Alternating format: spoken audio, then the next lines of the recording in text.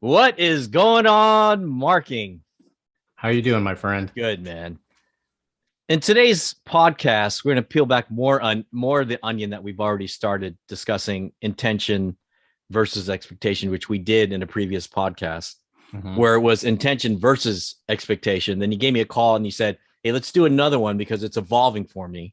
And that's more of an intention and expectation where you're giving people more options in this practice.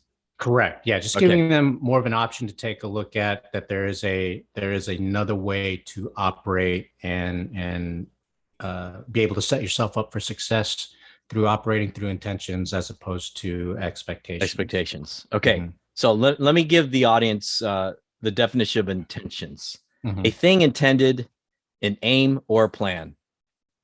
She was full of good intentions. That's intentions. Expectation. A strong belief that something will happen or be the case in the future. A belief that someone will or should achieve something. Reality had not lived up to expectations. Right. That's the definition of expectation. So today on this podcast, we're going to talk about expectations from others.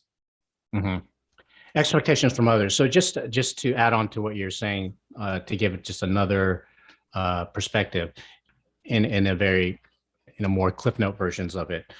Expectations, you're tied to a result, or you're tied on how you're going to get there through that process. Where intentions, you're allowing yourself not to get attached to the result. You're allowing yourself to be more in the moment and in the process. It's more about when you're working from a place of intention, it's more about the process as opposed to the destination. Got it. As the result of that, you could potentially exceed your expectations. Expectations from others, like our parents. What the hell does that look like? Yeah. You want me to talk about it first, or? yeah, sure. Because we did talk about this, and it's a great example to pull from. So yeah, for sure. Yeah. So expectations from parents. I'm a parent. I had expectations from my parents, not as high as I've seen from other parents put on their children. But expectations nonetheless. Like my father had an expectation for me just to find happiness in whatever I did in life. That was his outlook. And he had placed that on us as kids. So I'm like, okay, this is great. But I've seen other parents put expectations on their kids. Like, I want straight A's from you. I want you to go to a good school so you can go to a good college, graduate, and become a nurse, a doctor, an engineer, a lawyer. That's it. You get four things. Is that four? Nurse, doctor, engineer, or lawyer. Yeah, the Fab Four. The in Fab Filipino. Four. In Filipino families, you get the Fab Four. Yeah. Pick one. Exactly. So those are the expectations that I've seen that were put on people and just didn't work out for some. And they really became disingenuous, unhappy, resentful, and looked at as a failure from their parents and even themselves. And it was hard for them to snap out of the funk that they were in, the depression that they were in. Right. I've heard of kids committing suicide because of it. There may be other factors involved, drugs and things like that. But when you put high expectations on your kids, and they can't live up to it, they're going to find something else to numb that failure. Does it make sense? Right? It's like alcohol, drugs, and it could just go off a cliff. Right. So, yeah, those are the kind of things that I've seen. So how can we help people, kids, adults, with expectations from others? Right. We talked about this before, and it's just a great example of how expectations, and it can be an extreme example, but yet prevalent in our culture, that when you place these expectations on each other, on your kids, for example, they may be unrealistic, or they may not even be what it is that they want. So it creates this pressure for the kids to do something that they may not necessarily want to do. And as a result of that, they have this internal struggle. They're always trying to make sure that they're trying to meet the expectations from their parents or from their kids. And it just creates a pressure cooker for them. That's why, you see in some cultures, like in the Japanese culture, there's a high suicide rate amongst teenagers because of the expectations that are placed on them from their family or from their schools, and then the amount of school that you're actually participating in. They have I think it's 5 days of school, then 2 days of supplementary school, and then everything else in between. And they're driven by that because of the high expectations. And again, as a result of that, there's a high teenage suicide rate. So before you go on, can you clarify that? Because I don't want anybody commenting or calling us up and saying, hey, man, that's not true. Can you give us some facts on that? Like, did you go to school in Japan, or, Well, I have gone to school in Japan, and I actually went to high school in Tokyo. And that was one of the conversations. I don't actually have the actual numbers or anything, but that was a conversation, not necessarily so much in our school because it was an international school, yet there were expectations in that. But we did notice that there were more teenage suicide rates in the Japanese schools, high schools, because of the expectation levels that were imposed upon them. Placed upon them. That were placed upon them, imposed upon them, and it just set themselves up for disappointment, not just for the students, but also for the parents. Of course, in the extreme cases, it led to suicide, unfortunately. But that's the importance of understanding some of the adverse effects of placing expectations. And what we're offering is an opportunity for people to take a look at another mode of operation, which is intentions. So give me an example for yourself, if you have any. Like, what expectations did your parents put on you? One of there was several expectations. the Fab Four. The Fab Four. There was definitely the Fab Four. Although for my dad wanted me to go more into business. That was his path. He studied business when he was going to college, and as a result of his efforts, he was able to get a good job and climb the corporate ladder. So that was his upbringing. His expectation of me was to do the same thing. And it was tough for me because I ended up doing things based on what it is they wanted me to do, what my dad wanted me to do, like taking business classes. I knew for myself that I didn't necessarily want to go into corporate world. I felt that there was a yearning, a creative bug that in myself that I was exploring, and it resonated with me. So I had to make a difficult decision because I didn't have the tools at the time. But I knew that I didn't want to follow the path of the expectations of my father. I wanted to explore my own creative process. So that would be an example of an expectation that was placed upon me. And how did that go? Again, it was difficult. I think if I were to have that conversation now with my dad, now that I have all the tools, I mean, that situation itself has passed. But if I were to go back to that situation and have that conversation from the perspective of where I have now, that conversation would be a lot easier because I'm very clear about wanting to make sure that I'm living the life that is within my alignment and not what my parents wanted me to do. Their intentions were in the right place. They just want me to be happy. Yeah. Their expectation in order for me to be happy was to do the 9 to 5. That was not my mode of operation to find happiness. I agree with the intention of finding my happiness. It just wasn't corporate for me. So I would have had a conversation based around that, and really, and more so having a conversation with myself and asking the question of whether or not this is in my alignment. Am I making decisions based on what it is that I want to do, or is it based on how my parents want me to live? And that can be a very tough conversation. you can have that conversation. You know what I mean? I think people forget that they can have that kind of conversation, even though it may be difficult. But that option is there. You know, what comes to mind is that parents are probably telling their kids when they're like early on, where they could understand, sometimes not even understand the English language yet. And they're telling them, you're going to be a doctor, you're going to be an attorney. You know, so this is ingrained in their heads without them even knowing what that is. Like, what does a doctor do? What does an engineer do? Right. You know, what is it? What does an attorney? You know, what does a lawyer do? You know, on an everyday basis, it's just placed on you when you're toddlers, probably.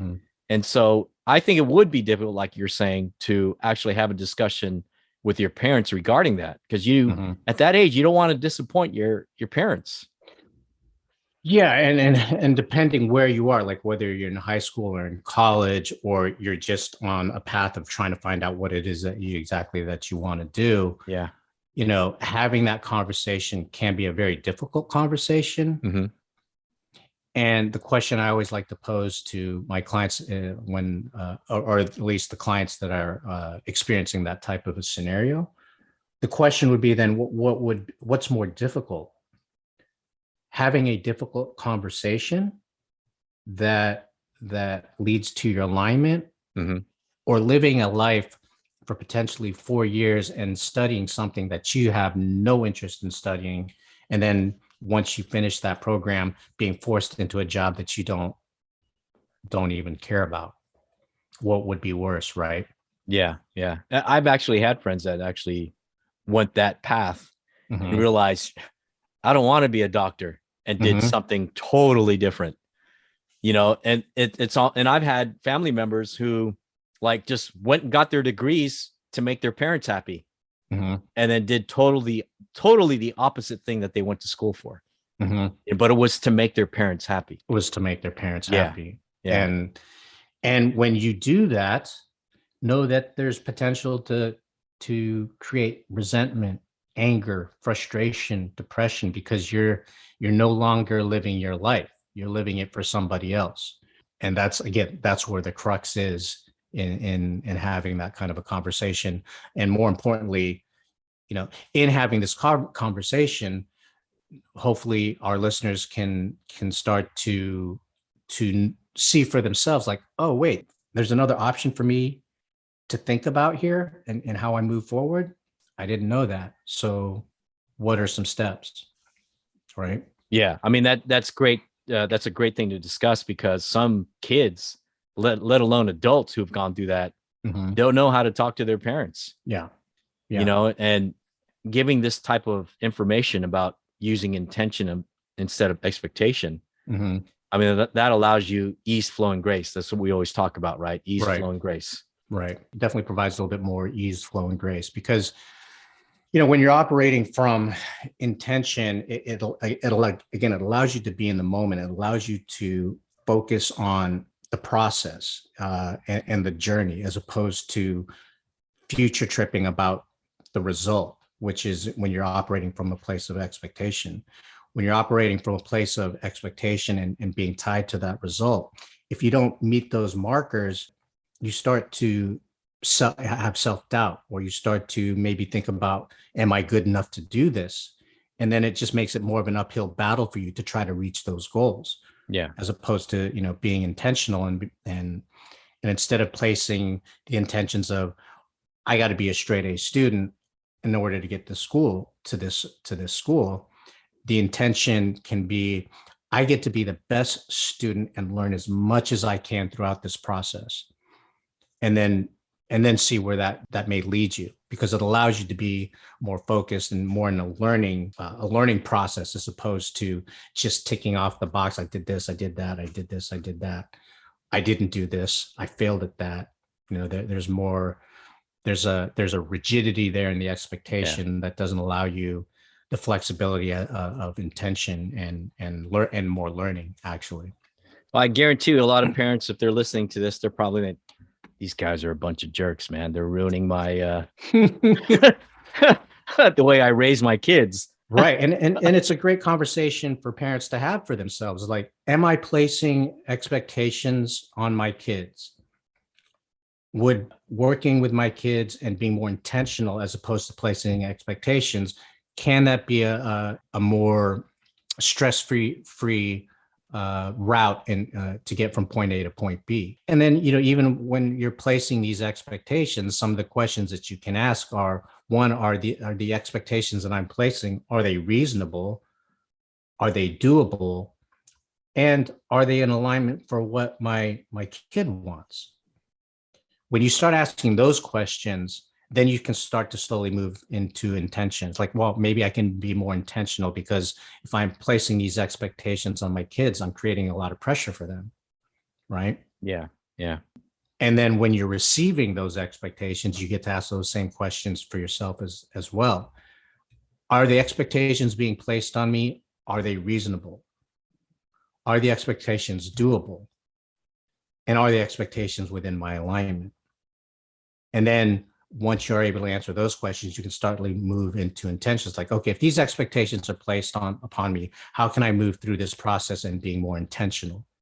Like we said, that would be tough for the kid to go through with their parent. Mm-hmm. And I think probably the least path of resistance is to not rock the boat with your parents. Do what they say, but probably, if you can, use intention trying to get there. That's one route of doing that. For sure, you can do that. You can be intentional with those expectations. And if those expectations are not in your alignment, then you get to have the conversation of, okay, I see what these expectations are. Mm-hmm. They may be reasonable, they may be doable, but they're not in my alignment. So if they're not in my alignment, then I get to have a conversation. It's like, hey, mom, dad, I really appreciate what it is that you've done for me. I appreciate the fact that you want me to have the best education possible. And I also understand that you want me to be happy.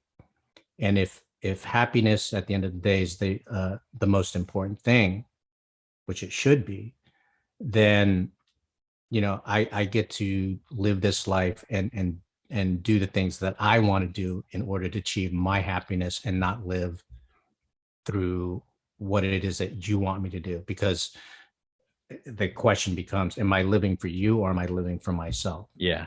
Yeah. Still a tough conversation to have with your parents. It's still a tough conversation, but part of having that tough conversation is really being intentional with the conversations. Like, I understand where your intentions are, and understand, like, when you're placing these expectations upon me, and I don't meet them because I don't want to do it, then we're setting ourselves up for disappointment. And if at the end of the day, what my mission statement or my North Star is to find happiness and joy in the things that I do, then I get to live the life that I want to live. Yeah.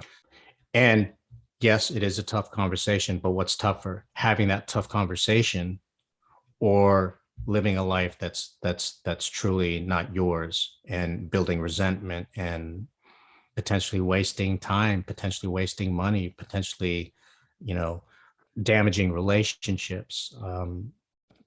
The list can go on and on, when you're living for somebody else's life instead of your own. Yeah, you're wasting that money on therapy later on. Yeah, it definitely can create mental and emotional distress, right? And part of what we are offering folks here is different ways of navigating through that, so you don't have to experience those stresses. Yeah, I would put it out there, being a parent, parents out there, if you're listening, be flexible with your expectations. Because you could put expectations on your child, and then you realize, oh, this person can't even. If you put an expectation on your child about being a doctor, and they start taking classes in bio and all that stuff, and they faint at the sight of blood. Mm-hmm. And I've heard of stories like that. Mm-hmm. Like, I can't even work with this kind of stuff, mm-hmm. In this field. And so then the parents like, okay, well, then you're going to be an engineer. Mm-hmm. You know, they're going to put another expectation on you. Mm-hmm. Well, if you can't be a doctor, you're going to try to be an engineer. Mm-hmm. Can't be an engineer. Okay, let's try being an attorney. Mm-hmm. And if all else fails, you'll be an actor. Well, in either of those cases, right? Like it's expectations. More importantly, for parents or out there, for anybody, the practice is to really be aware of where you're when and where you're placing expectations, and then having the conversation of, okay, I've done expectations really well. I also know that expectations can potentially set me up for disappointment. I know that expectations is a way of controlling.